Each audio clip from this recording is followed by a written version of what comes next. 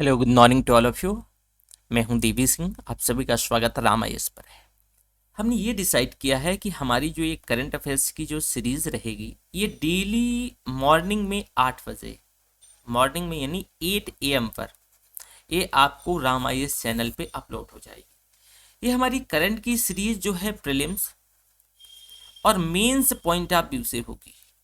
मतलब कि प्रीलिम्स और मेंस दोनों के लिए महत्वपूर्ण होगी, क्योंकि हमारा डिस्कशन प्रीलिम्स और मेंस पॉइंट ऑफ व्यू दोनों के हिसाब से होगा। दूसरी बात कि हम इसमें क्या क्या कवर करेंगे, the Indian express, the Hindu, PIB, frontline और कुछ जो है इकोनॉमिक्स स्टैंडर्ड, जो महत्वपूर्ण चीज़ें हैं उन सभी न्यूज पेपर को कवर करेंगे।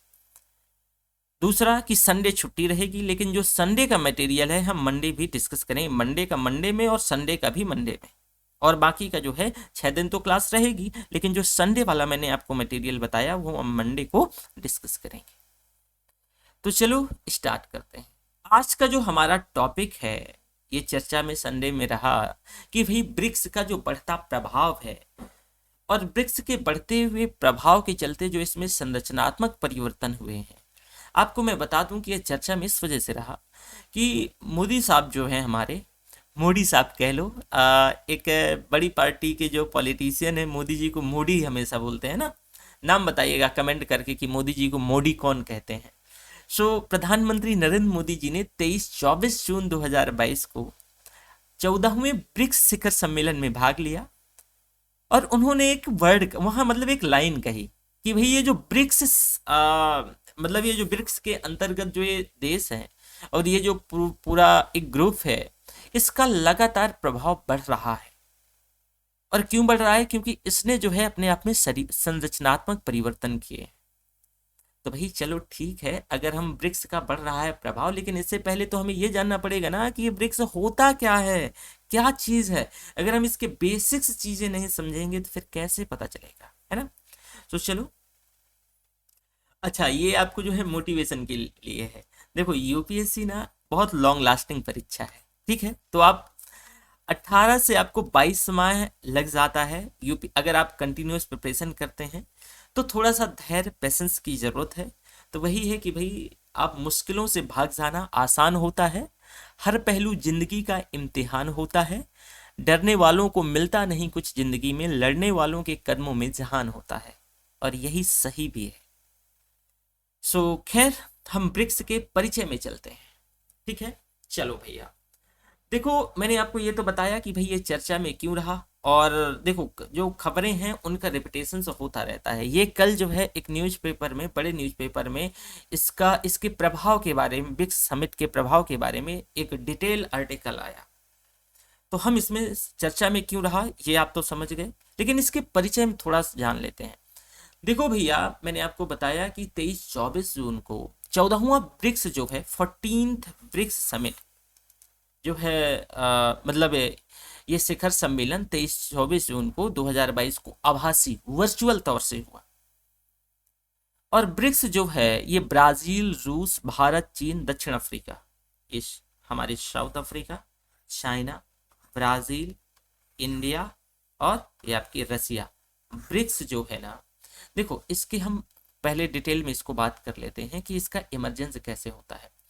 ब्रिक्स जो है दुनिया की प्रमुख उभरती हुई जो अर्थव्यवस्थाएं हैं, जैसे कि आपका ब्राजील हो गया। देखो, B stand for Brazil, R stand for Russia, I stand for India, C stand for China and S stand for South Africa. Okay, BRICS जो है, सबसे पहले होता क्या है कि ब्राजील, रूस, भारत, चीन और दक्षिण अफ्रीका, इसके समूह को जो शॉर्ट में हम ब्रिक्स कह देते हैं। आपको मैंने बताया कि B stand for Brazil, R Russia, I India and C आपका China and South, S South Africa. 2001 में ब्रिटिश अर्थशास्त्री थे जिनका नाम था जिम ओ नील। ध्यान रखिएगा, यहां पर मैं लिख देता हूं, ये पूछा जा सकता है किसने नाम दिया, खासकर स्टेट सिविल सर्विस में, ठीक है। तो ये ध्यान रखिएगा, ब्रिटिश जो है, ये चीजें लिख लिया करें कभी कभी। और हाँ, दूसरी कि ये आपको जो पूरी यानी जो पीपीटी है, ये आपको मैं नंबर लिख देता हूँ 955503 1427। इसमें आप जो है अपना नाम समेत मैसेज कर दें तो मैं आपको एक ग्रुप में जो है व्हाट्सएप ग्रुप पे ऐड कर दूंगा, ठीक है। और इसके बाद जो है मैं क्या करता हूँ कि टेलीग्राम चैनल का एक लिंक दे दिया करूंगा, तो आप उसमें सारा आपको पीपीटी, जैसे क्लास खत्म होगी मैं आपको पीपीटी वहां पर डाल भी दूंगा, ठीक है। सो खैर, तो देखो 2001 की ये कहानी है कि 2001 में जो ब्रिटिश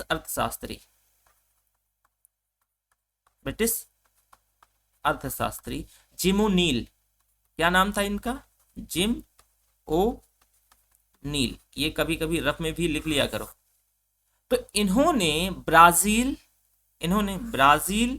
रूस, भारत और चाइना, ये चार उभरती हुई, अभी ध्यान रखना ये सिर्फ चार की बात हो रही है, तो ये जो चार उभरती हुई अर्थव्यवस्थाओं का वर्णन करने के लिए इन्होंने एक शब्द का प्रयोग किया, ब्रिक। इन्होंने क्या शब्द का प्रयोग किया, ब्रिक। ये कहानी 2001 की, समझ में आया।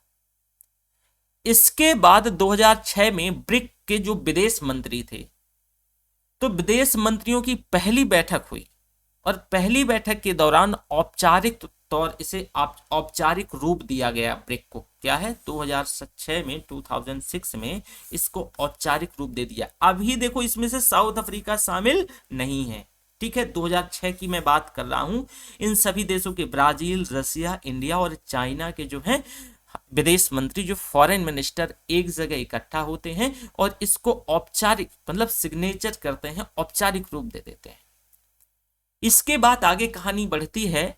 2010 में दक्षिण अफ्रीका को इस जो ब्रिक का ये जो चार देशों का समूह था, तो इसमें से शामिल कर लिया जाता है, इसको आमंत्रित किया गया था 2010 में। और इसके बाद जो है इस समूह मतलब साउथ अफ्रीका को भी इस समूह में क्या किया जाता है, 2010 में शामिल कर लिया जाता है। तो जहां पहले ब्रिक था, अब वो साउथ अफ्रीका शामिल हो गया तो ब्रिक्स हो गया, साउथ अफ्रीका शामिल हो गया तो ब्रिक्स हो गया। आप समझे? तो ये पूरी ब्रिक्स की आपने कहानी देख ली। ब्रिक्स की क्या है, कहानी देख ली।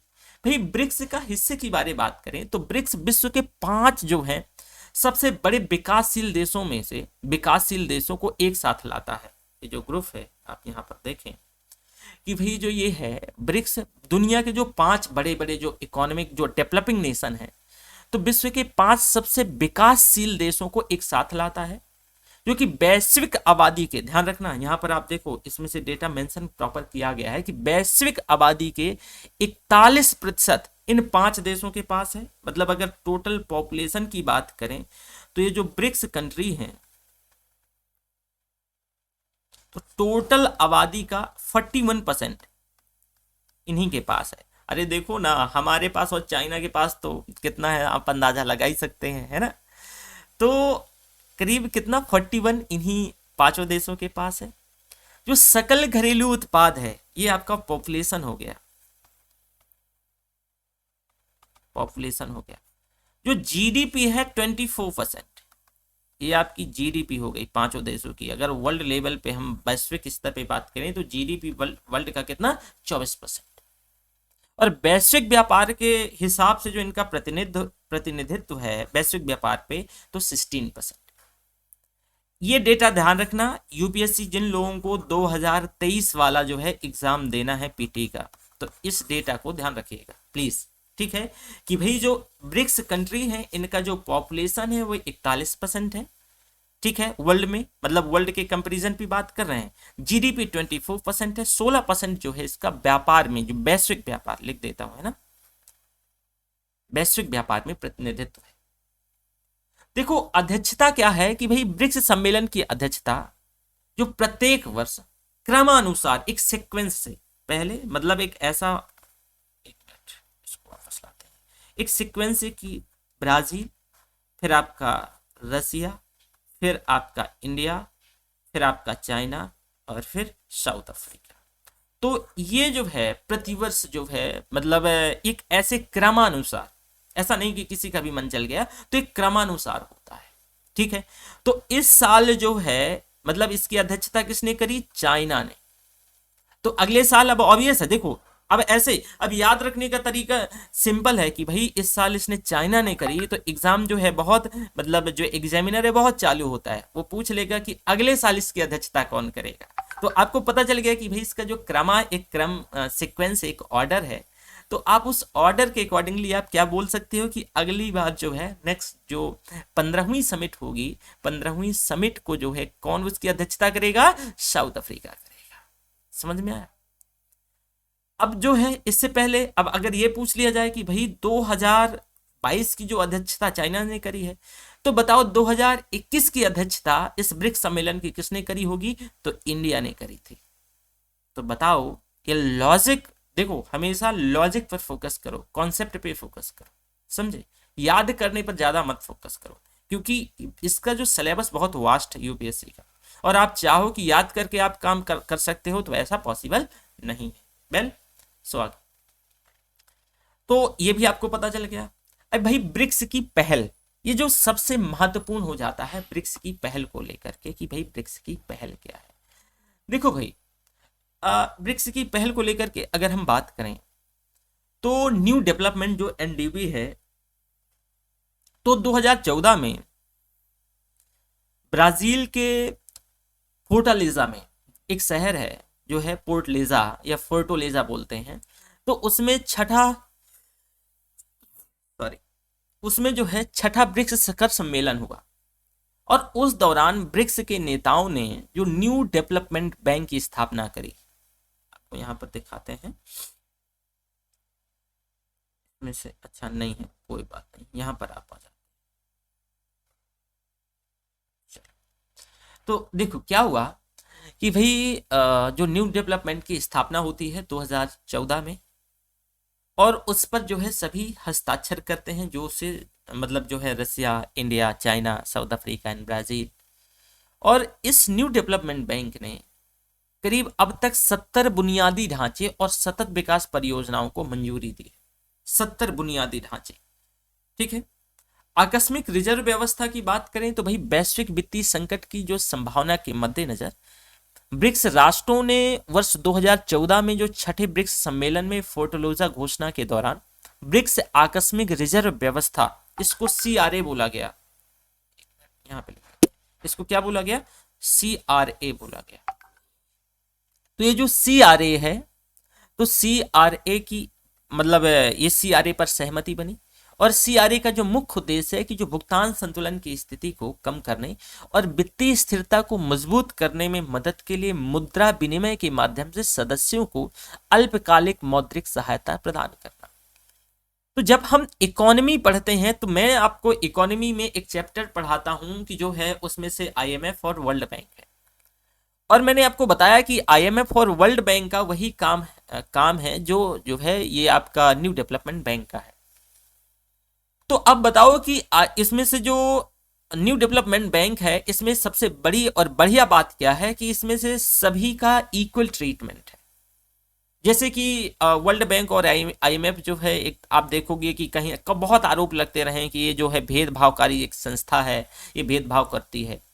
तो इसके चलते न्यू डेवलपमेंट बैंक के चलते जब ये न्यू डेवलपमेंट बैंक का कॉन्सेप्ट आया, स्थापना हुई, तो भाई जो है आईएमएफ और वर्ल्ड बैंक का महत्व धीरे धीरे घटने लगा, क्योंकि उसका भी वही उद्देश्य और इसका भी वही उद्देश्य, और ये जो है समानता पर आधारित है। तो ऑब्वियसली क्या होगा कि धीरे धीरे जो है वर्ल्ड बैंक और आईएमएफ का जो है, और इसी वजह से मैं एक वहां पे आपसे यूपीएससी जो मेंस में क्वेश्चन पूछ सकता है कि भाई न्यू डेवलपमेंट बैंक के आने के बाद आईएमएफ और वर्ल्ड बैंक जैसे जो बड़ी संस्था है, इनका महत्व लगातार क्यों घटने लगा। तो आपको ये पता होना चाहिए कि आखिर भाई इनके जो उद्देश्य कॉमन है। और दूसरी सबसे महत्वपूर्ण बात कि जो आपका न्यू डेवलपमेंट बैंक है, ये आपके इक्वल ट्रीटमेंट पर जो है भरोसा करता है। तो ऑब्वियसली कि जो आपका यानी ये आईएमएफ है और वर्ल्ड बैंक है, उसका जो है वो कम होने लगेगा, महत्व कम होने लगेगा। Very good. दूसरा भाई जो ब्रिक्स है, इसकी भुगतान प्रणाली का मसला क्या है। देखो ब्रिक्स जो है ये स्विफ्ट भुगतान प्रणाली के विकल्प के तौर पे जो है ब्रिक्स भुगतान प्रणाली है। स्विफ्ट मैं आपको स्विफ्ट ये भी इकोनॉमी में पढ़ाता हूं। और देखो यही सबसे बढ़िया चीज है कि मैं बहुत सारे सब्जेक्ट कवर करता हूं, तो ये सारी चीज़ें, अब देखो ये तो न्यूज़पेपर में बस उसने लिख दिया कि भाई स्विफ्ट जो है भुगतान प्रणाली का जो है प्रयोग किया जाता है ब्रिक्स के द्वारा, लेकिन आपको अब कैसे पता चलेगा कि स्विफ्ट क्या है? तो इस वजह से जो सारी चीज़ें हैं वो मैं आपके साथ कवर करता हूँ। मैं इकोनॉमी में जब पढ़ाता हूँ आपको स्विफ्ट, तो आपको मैंने बताया कि भाई स्विफ्ट जो है बेल्जियम में रखा हुआ एक सर्वर है, और ये जो स्विफ्ट है ये सर्वर सभी देश के जो बैंक हैं तो उनकी मतलब बैंकों को क्या करता है, कनेक्ट करता है। एक अल्फा न्यूमेरिक कोड होता है, उस कोड के माध्यम से ये वर्क करता है। तो ये जो स्विफ्ट प्रणाली ब्रिक्स जो है, अगर मान लो कि किसी मतलब कोई भी देश है, इनमें जो है 5 देशों में से, इनमें से अगर मान लो किसी भी देश को पैसा चाहिए फॉर एग्जांपल, तो इस स्विफ्ट प्रणाली के अंतर्गत क्या कर सकता है, वो पैसा ले सकता है। अब भाई यूक्रेन युद्ध के बाद जो है रूस को स्विफ्ट से बाहर कर दिया गया, ठीक है, और इसलिए यह एक नई तत्कालिक व्यवस्था है, ठीक है। तो ये नया डेवलपमेंट है, ये ध्यान रखना कि जो स्विफ्ट प्रणाली है, तो रिसेंटली जो यूक्रेन का युद्ध चल रहा है, तो इसके चलते जो है इसको अब इसमें स्विफ्ट इसको कोई सर्विसेज नहीं दे रहा है। सीमा शुल्क समझौतों को लेकर के कि ब्रिक्स देशों के बीच जो है, जो ब्रिक्स कंट्री हैं, तो इनके बीच व्यापार परिवहन के समन्वय सुगमता के लिए जो सीमा शुल्क समझौते पर हस्ताक्षर किए गए हैं। दूसरी सबसे महत्वपूर्ण बात कि भाई सुदूर संवेदन उपग्रह का प्रक्षेपण, यानी उपग्रहों को एक रिमोट सेंसिंग तारामंडल लॉन्च किया गया है, और इसमें से 6 उपग्रह शामिल हैं। इस 6 उपग्रह में से आपसे प्रॉपर पूछा जा सकता है, जिसमें से मतलब जिसमें 2 भारत से हैं, ध्यान रखिएगा। 6 आपके जो सैटेलाइट शामिल हैं, और ये जो उपग्रहों का एक रिमोट सेंसिंग तारामंडल लॉन्च किया गया है, जो मतलब ये किस लिए, जो दूर जो है संवेदन उपग्रह हैं, ये रिमोट सेंसिंग के लिए, ठीक है। और रिमोट सेंसिंग का आपको ये काम मैं अभी बता देता हूं, लेकिन कमेंट करके आप बताइएगा कि भाई रोक के, और फिर बताइएगा कि इसका क्या काम होता है, जो ये उपग्रह होते हैं रिमोट सेंसिंग जो सैटेलाइट होते हैं, इसका क्या काम होता है। देखो रिमोट सेंसिंग सैटेलाइट्स जो है इसके बहुत सारे काम होते हैं। फॉर एग्जांपल कि एक आप जैसे कि मान लो कि रिसोर्सेस हैं उनका पता लगाना, ठीक है, तो साथ ही साथ बहुत सारी चीज़ों के इसमें मतलब इसका यूज होता है। तो ये जो 6 सैटेलाइट छोड़े गए, इसमें से जो हैं 2 प्रॉपर भारत के हैं, 2 चीन से हैं, चीन तो पीछे रहने वाला है नहीं, एक आपका रूस से है, और एक आपका ब्राजील और चीन के सहयोग से। तो ये पूछा जा सकता है ब्राजील और चीन के सहयोग से, तो ये भी ध्यान रखिए। ओके, अब देखो एक सबसे और महत्वपूर्ण बात, हम आपको ये जैसे ब्रिक्स का महत्व तो आपने जान लिया कि भाई ब्रिक्स का महत्व क्या है, ठीक है। अब देखो ब्रिक्स देश वर्षों से जो वैश्विक आर्थिक विकास के मुख्य इंजन रहे हैं, और समय के साथ ब्रिक्स देश राजनीतिक और सुरक्षा, आर्थिक और वित्तीय, सांस्कृतिक और लोगों से जो है लोगों के आदान प्रदान के 3 स्तंभों के तहत बहुत महत्वपूर्ण विचार विमर्श करने में एक साथ आए हैं। एक सबसे महत्वपूर्ण बात यह है कि ब्रिक्स राष्ट्र ने जो है फार्मों के लिए विदेशी विस्तार के स्रोत और संस्थागत निवेशकों के लिए ठोस रिटर्न की जो है पेशकश की है, और उन्होंने लीबिया, सीरिया, अफगानिस्तान और ईरान, उनके जो स्वदेशी परमाणु कार्यक्रम से संबंधित समस्याओं सहित कुछ क्षेत्रीय मुद्दों पर भी जो इन्होंने ध्यान केंद्रित किया है। ये भी आपको जो है मेंस पॉइंट ऑफ व्यू से लिखना पड़ेगा, क्योंकि मेंस में आपको जो है करीब 200 से 250 वर्ड लिखना पड़ता है, तो भाई इसको लेकर के आपको जरूर लिखना पड़ेगा। दूसरा सबसे महत्वपूर्ण बात कि ब्रिक्स देशों ने जो है ब्रिक्स देशों ने भी जो है बाधा मुक्त व्यापार, जो फ्री ट्रेड एग्रीमेंट है, तो इसके लिए अनुकूल परिस्थितियों को बनाए रखना, निर्माण करना, इसकी मांग करी गई है। और ब्रिक्स देशों ने डिजिटल प्रौद्योगिकी, सीमा शुल्क सहयोग, आतंकवाद और अंतरिक्ष जैसे जो क्षेत्रों में कई पहल की है, और इनमें न केवल नागरिकों को लाभ होगा बल्कि आने वाले वर्षों में जो है संस्था को प्रासंगिक बने रहने में मदद भी करेगा, ठीक है। तो ये सारी चीजें हैं। इसके साथ साथ जो है ब्रिक्स कोविड के ठीक होने के बाद एक प्रमुख भूमिका निभाएगा, क्योंकि भारत चीन जैसे समूह के जो है देश सबसे तेजी से बढ़ती हुई अर्थव्यवस्थाओं में से एक है, और उनके पास जो है विशाल जनसांख्यिकीय लाभांश भी है। तो इसके चलते ये भी इसके जो इम्पोर्टेंट फैक्टर रहे हैं। दूसरी सबसे महत्वपूर्ण बात मैं आपको यहाँ पर ये बताने वाला हूं कि देखो भाई, जो बीजिंग घोषणा है, जो शिखर सम्मेलन अभी हुआ, तो इसके कुछ कैरेक्टर्स हैं, इसके कुछ ऑब्जेक्टिव हैं। अगर हम इसके ऑब्जेक्टिव की बात करें तो इसमें कहा गया है कि ब्रिक्स जो है रूस और यूक्रेन के बीच वार्ता का समर्थन करता है। जो रूस और, एक मिनट यहाँ पर जो है वो चेंज, मार्कर चेंज करना पड़ेगा, है ना। अब ठीक है। तो जो ये ब्रिक्स है ये क्या करता है कि भाई रूस और जो यूक्रेन के बीच जो है, देखो जो 14वां ब्रिक्स सम्मेलन है इसके कुछ परिणाम भी तो होंगे। तो इसके प्रमुख परिणाम क्या रहे, मतलब ये तो मैंने बता दिया कि इसके जो है क्या क्या बातें करी गई 14वें ब्रिक्स सम्मेलन में, लेकिन इसके परिणाम क्या रहे। तो अगर हम 14वें ब्रिक्स सम्मेलन के परिणाम को लेकर के बात करें, 14वें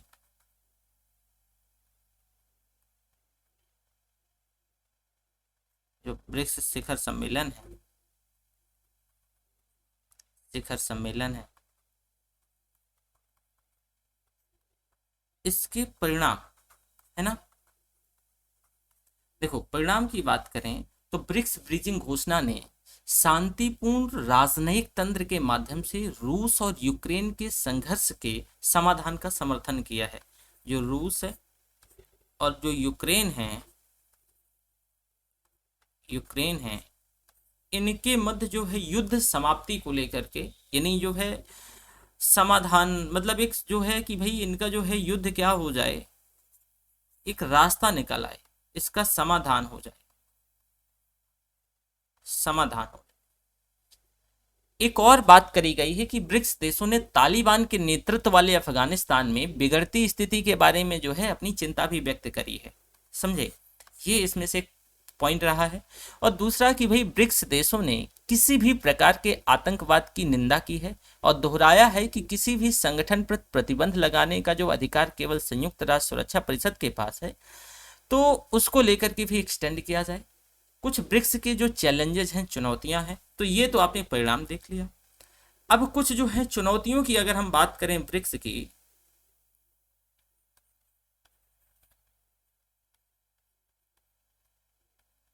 चुनौतियां, देखो भाई चुनौतियों की अगर प्रॉपर बात करें तो पश्चिमी देशों द्वारा जो है ब्रिक्स समूह की अक्सर अप्रभावी होने के लिए जो है आलोचना की जाती है। हालांकि इसके सदस्यों के बीच असहमति और पहलों के कार्यान्वयन में धीमी प्रगति से आलोचना के लिए जो है काफी संवेदनशील बनाती है। और ब्रिक्स समूह के सभी देश एक दूसरे से अधिक जो है चीन के साथ व्यापार करते हैं और इसीलिए इसे चीन के हितों को बढ़ावा देने के लिए एक मंच के तौर पे जो है इसे दोषी ठहराया जाता है। और चीन के साथ व्यापार घाटे को संतुलित करना अन्य साझेदार जो हैं देशों के लिए जो एक बड़ी चुनौती है। और आलोचकों का ये दावा किया जाता है आलोचकों के द्वारा कि भाई ब्रिक्स देशों की जो विविधता, वो देशों की परिवर्तनशीलता, यानी जो विविध प्रकृति है उस प्रकृति को लेकर के अपने विविध हितों के समूह की जो है व्यवहार्यता के लिए खतरा है। और भारत और चीन के बीच जो खींचतान इस समूह का एक प्रमुख मुद्दा भी रहा है। तो दोनों देशों को अक्सर विभिन्न जो वैश्विक मंचों पर प्रतिद्वंदी के तौर पे देखा जाता है और जो एक दूसरे के बीच जो है विश्वास को क्या करते हैं भाई, कम करते हैं। दूसरी सबसे महत्वपूर्ण अगर हम बात करें तो इसमें जैसे देखोगे कि इसमें से आपको निष्कर्ष, यानी जो है कंक्लूजन, अब मेंस पॉइंट ऑफ व्यू से तो कंक्लूजन तो जरूरी है ही। तो भाई ब्रिक्स की स्थापना जो है इस विश्वास के साथ हुई थी कि उभरती हुई जो इकोनॉमिक इमर्जिंग जो इकोनॉमी है उसको यह समूह वैश्विक विकास के इंजन के तौर पे जो है देख सकता है। और आज जब दुनिया कोविड-19 के बाद ठीक होने पर जो है ध्यान दे रही है तो ब्रिक्स देशों की जो भूमिका बहुत महत्वपूर्ण हो जाती है। और ब्रिक्स सभी विकासशील देशों के लिए एक साझा चिंतन के मुद्दों पर भी चर्चा और जो है विचार विमर्श का एक साझा मंच बन गया है। भले ही कुछ चुनौतियां हैं लेकिन समूह के सदस्यों और ब्रिक्स के जो संस्थागत तंत्र के बीच सहयोग समूह के सदस्यों को आपस में जोड़ करके इसके उद्देश्यों की जो पूर्ति है इसमें महत्वपूर्ण भूमिका निभा सकता है। तो ये तो भैया आपका कंक्लूजन रहा। तो ये हमारा टॉपिक हो गया कंप्लीट। हम अगले टॉपिक में मिलेंगे। कल से हमारा जो है करीब 1.5 से 1.5 घंटे के आसपास का पूरा करंट रहेगा। इसकी जो मैंने ऑलरेडी आपको बता दिया है कि पीपीटी कैसे कहाँ पे प्राप्त होगी, मैं आपको एक टेलीग्राम भी उपलब्ध करवाऊंगा। तो वहाँ पर आपको जो जैसे ही मेरा लेक्चर समाप्त होगा, यानी आप वहाँ पढ़ चुके होंगे, वैसे ही मैं आपको जो है पीपीटी उपलब्ध करवा दूंगा। ठीक है, थैंक यू वेरी मच।